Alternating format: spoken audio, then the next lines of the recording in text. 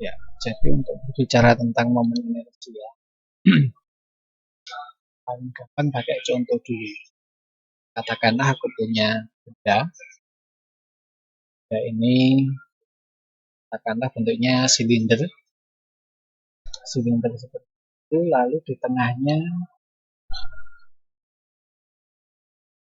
tak tusuk pakai tusuk sate, pas di tengah-tengahnya ini. Nah, lalu benda ini kalau tidak apa-apakan, kalau kita diamkan, maka yang terjadi adalah dan ya diam, namanya tidak diapa-apakan. Nah, sekarang kalau kita menginginkan benda ini berputar, bergerak, tapi berputar, putarnya jadi seperti ini. Kita ingin benda ini bergerak, berputar seperti ini. Bagian sini berputar ke sana, yang bagian sini berputar ke sini, berputar seperti ini.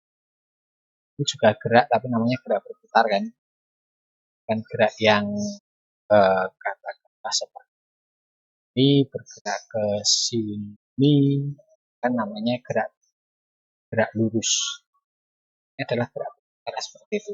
Kalau kita ingin benda ini berputar seperti ini, apa yang harus kita lakukan? Jadi, supaya benda ini dapat berputar, maka kita harus sarannya omong bagian sini tarik, ditarik sedikit. Ditarik itu artinya apa? Ditarik itu bagian sini kita berikan gaya di bagian sini. Nah, gaya ini kalau kita punya gaya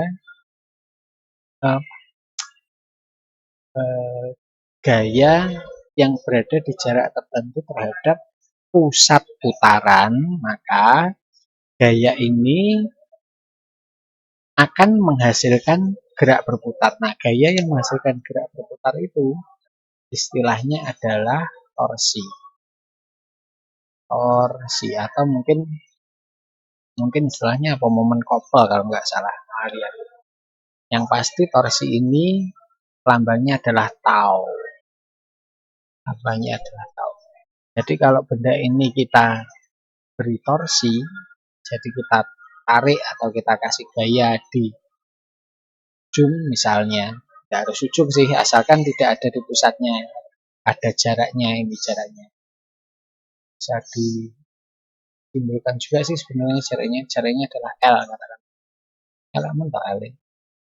L. L. L. L kecil. L. L. Jaraknya adalah L. Maka artinya kita memberikan torsi kepada benda ini dan benda ini dapat berputar.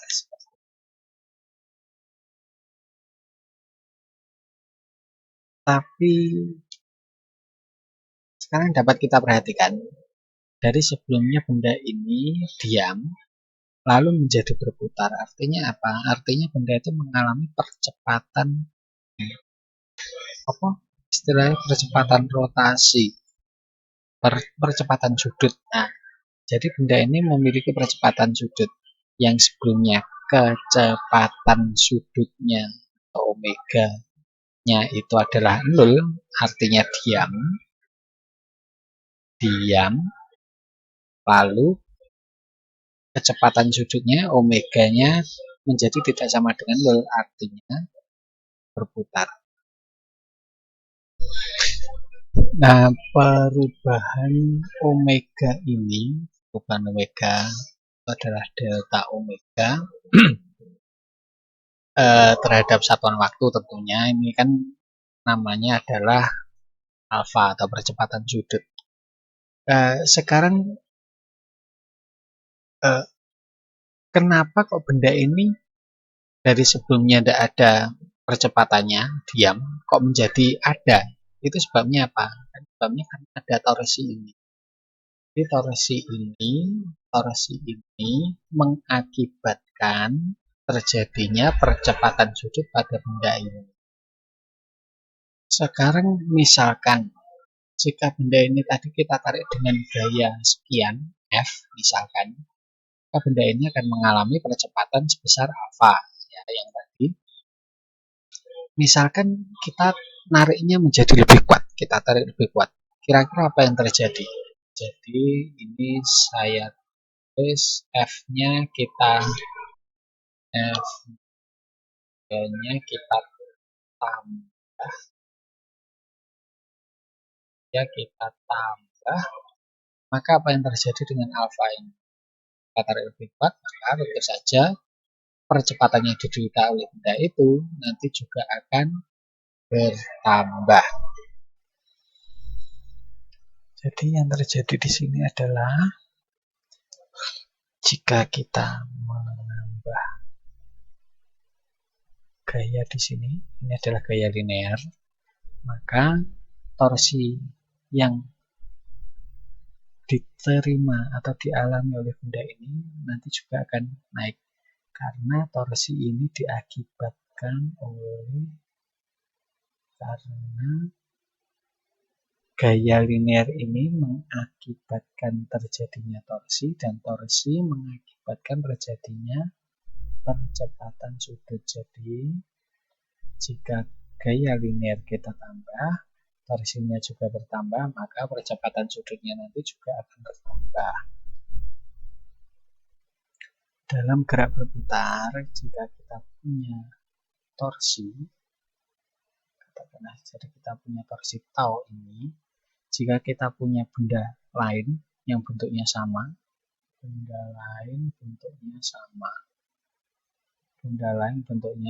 silinder, kita kasih sudut putaran ditunjuk pada jarak yang sama juga dengan benda pertama tadi. Lalu benda ini kita kasih torsi yang sama juga, tau, sama, ya ini tau, maka dapat kita pastikan bahwa benda ini nanti pasti mengalami percepatan sudut yang sama dengan benda pertama.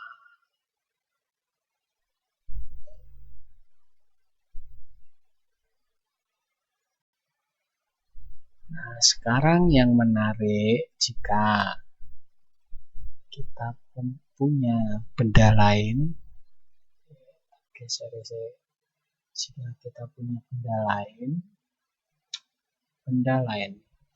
dan bentuknya lain juga, tidak sama kayak ini, katakanlah bola ini juga punya sudut putaran di tengah misalnya. Nah, benda ini kita kasih torsi di sini sama kayak ini, tau. Karena bendanya berbeda, ukurannya berbeda juga, kira-kira apa yang terjadi dengan benda ini? Yang dapat kita pastikan, benda ini mengalami torsi, mendapatkan torsi, artinya dapat kita pastikan benda ini nanti juga akan bergerak berputar. Jadi benda ini nanti juga akan mempunyai percepatan sudut. Di sini kita tulis percepatan sudut untuk bola, sehingga percepatan sudut untuk silinder. Nah, sekarang walaupun torsi dua benda ini sama, tau, karena bentuk bendanya berbeda, kira-kira percepatan sudutnya sama atau enggak? Karena berbeda, pasti nanti berbeda. Nah, sekarang kalau kita lihat dari ukuran gambarnya aja, di sini benda pertama tadi punya jarak L. Nah, yang benda kedua ini punya ukuran di sini karena ini bola itu punya jarak R. Nah, karena ini R ini lebih kecil daripada L ukurannya, maka kita dapat menduga kira-kira karena ini ukurannya lebih kecil, maka percepatan sudut bola akan lebih besar daripada percepatan sudut silinder. Monggo bisa dijajal lah, bisa dibuktikan. Percepatan sudut bulan nanti akan menjadi lebih besar daripada percepatan sudut benda silinder ini, walaupun torsi yang diberikan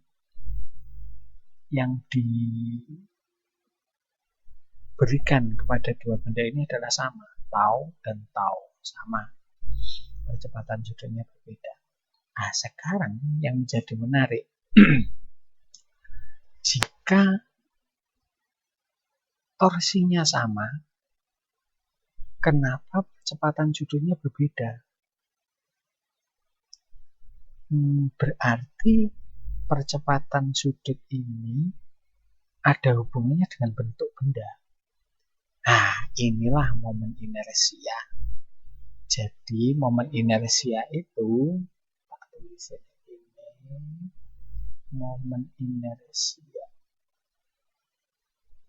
inersia I itu adalah besaran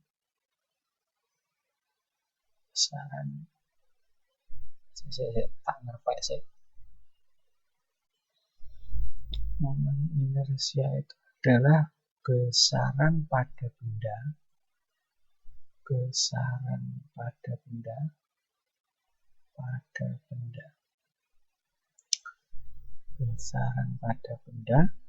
yang menentukan kita butuh berapa tau.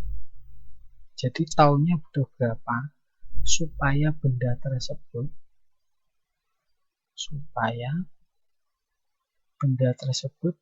berputar dengan percepatan sudut alfa. Jadi momen inersia itu adalah suatu besaran yang menunjukkan jika benda itu ingin kita putar dengan percepatan alfa, kita itu butuh torsi seberapa. Itulah yang disebut dengan momen inersia. Atau secara matematis bisa kita tulis tau. Jadi tau torsi yang kita butuhkan adalah torsi yang kita butuhkan untuk benda itu supaya berputar dengan percepatan sudut alfa. Itu kita membutuhkan momen inersia I. Tau sama dengan I kali alfa. Torsi sama dengan momen inersia dikalikan dengan percepatan sudut.